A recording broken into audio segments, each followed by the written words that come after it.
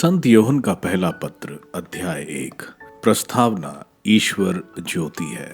हमारा विषय वह शब्द है जो आदि से विद्यमान था। हमने उसे सुना है, हमने उसे अपनी आंखों से देखा है, हमने उसका अवलोकन किया है और अपने हाथों से उसका स्पर्श किया है। वह शब्द जीवन है और यह जीवन प्रकट किया गया है। हमने उसका अवलोकन किया और अपने हाथों से उसका स्पर्श किया है। वह शब्द जीवन है और यह जीवन प्रकट किया गया है। यह शाश्वत जीवन जो पिता के यहाँ था और हम पर प्रकट किया गया है।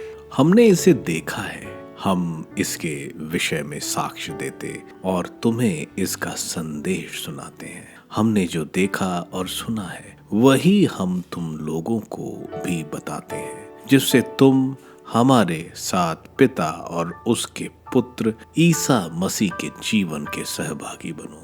हम तुम्हें यह लिख रहे हैं जिससे हम सभी का आनंद परिपूर्ण हो जाए। हमने जो संदेश उनसे सुना और तुमको भी सुनाते हैं वह यह है, ईश्वर ज्योति है और उसमें कोई अंधकार नहीं। यदि हम कहते हैं कि हम उसके जीवन के सहभागी हैं किंतु अंधकार में चल रहे हैं तो हम झूठ बोलते हैं और सत्य के अनुसार आचरण नहीं करते।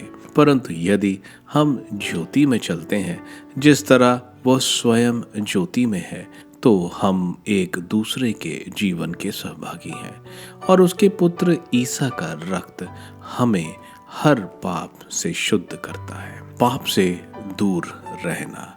यदि हम कहते हैं कि हम निष्पाप हैं तो हम अपने आप को धोखा देते हैं और हम में सत्य नहीं है। यदि हम अपने पाप स्वीकार करते हैं तो वह हमारे पाप क्षमा करेगा और हमें हर अधर्म से शुद्ध करेगा, क्योंकि वह विश्वसनीय तथा सत्य प्रतिज्ञा है। यदि हम कहते हैं कि हमने पाप नहीं किया है तो हम उसे झूठा सिद्ध करते हैं और उसका सत्य हम में नहीं है।